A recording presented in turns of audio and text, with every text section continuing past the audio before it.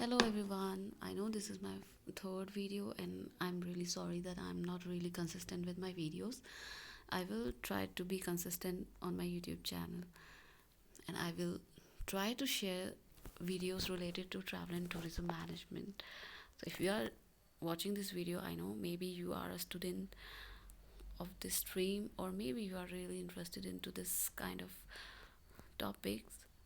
So if you like my videos, please do comment like my videos so that I can be motivated and make more such videos for you. So we will start with the video. So today's topic is basic introduction of travel and tourism management, right? So we will start from the introduction. When we talk about tourism industry, I know many of you students do not get really confused. I know. So basic introduction is you have to remember main three things when we talk about tourism. The word tourism. So United Nations World Tourism Organization gave a definition in which they have categorized these tourism into three different parts. The first part is a person traveling from one place to another place other than his usual environment. Number two, the period of stay, the length of the stay. That person stays at a place for more than 24 hours and less than 1 year. And third one is his purpose. The purpose can be different. It could be for business purpose. That person could be traveling for religious purpose. He may be traveling for adventure. He may be traveling for business and so on. So in short जब भी एक tourism word आता है तो tourism में ये तीन main चीज़ें हम कंसिडर करते हैं, ठीक है। तो एक पर्सन जो अपने यूजुअल एनवायरनमेंट से, यूजुअल एनवायरनमेंट कौन सा एनवायरनमेंट हुआ जहाँ वो डेली रूटीन में ट्रैवल करता है, वो उसका यूजुअल एनवायरनमेंट है। बट जब हम टूरिज़्म की बात करते हैं, टूरिस्ट की बात करते हैं, टूरिस्ट कौन हुआ? वो पर्सन जो एक जगह से दूसरी जगह ट्रैवल करता है, ठीक है, other than his usual environment जहाँ वो डेली रूटीन में आता जाता नहीं है। सेकेंड चीज़, उस जगह पे वो कितने 24 आवर्स से ज़्यादा स्टे करता है एंड 1 साल से कम उस जगह में वो स्टे करता है। एंड थर्ड वन क्या है इसमें? The purpose of his journey.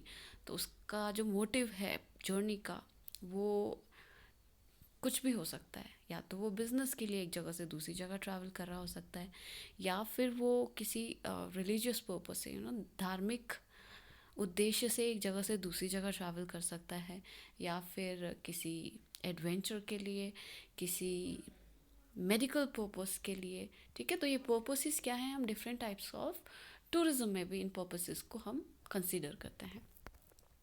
So types and forms of tourism. तो फॉर्म्स ऑफ टूरिज्म में क्या चीज़ हमें ध्यान में रखनी है? जो टूरिज़्म है, टूरिज़्म को हम मेन क्या है, तीन पार्ट्स में डिवाइड करते हैं। तो वो तीन पार्ट्स कौन से हुए आपके? इंटरनेशनल टूरिज़्म, ठीक है। इंटरनेशनल टूरिज़्म में आपके कौन से होंगे? Inbound tourism and outbound tourism, ठीक। देन नेक्स्ट हो गया आपका डोमेस्टिक टूरिज़्म। डोमेस्टिक टूरिज्म, इसको हम वन बाय वन करेंगे जब भी हम इनबाउंड टूरिज़्म की बात करते हैं, ठीक है। इनबाउंड टूरिज़्म में क्या होगा? किसी एक कंट्री में किसी दूसरी कंट्री के लोग जब एंटर करते हैं, यहाँ पे हम इंडिया का एग्जांपल लेंगे।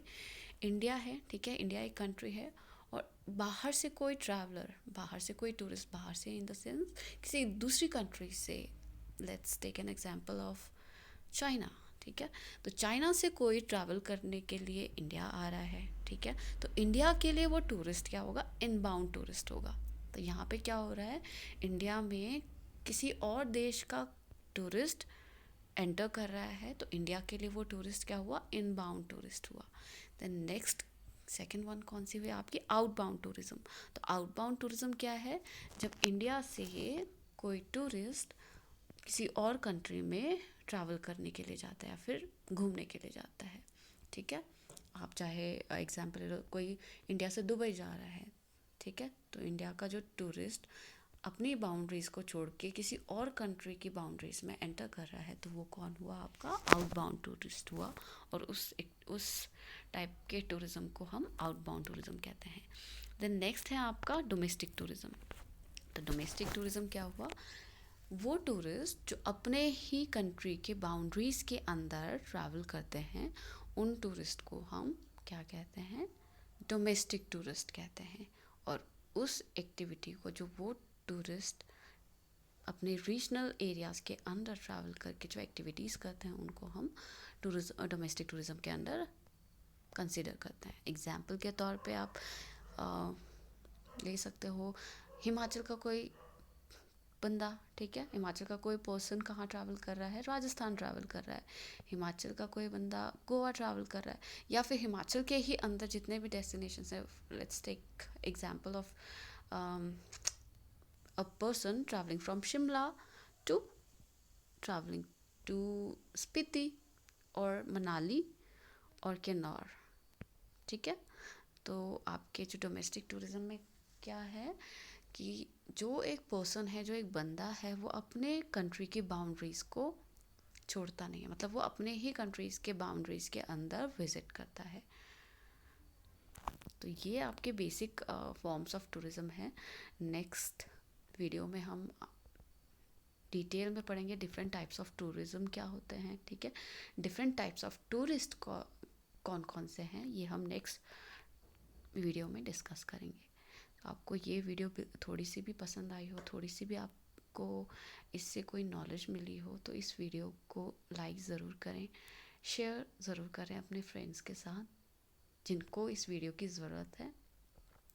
और हाँ, अगर आपको कोई भी थोड़ी सी हेल्प मिली हो इस वीडियो से, तो प्लीज़ कमेंट्स ज़रूर करिएगा, ताकि मुझे पता चले कि ठीक है, ये ऐसी वीडियोस की आप लोगों को ज़रूरत है, ताकि मैं और आगे वीडियोस बना सकूं। Thank you.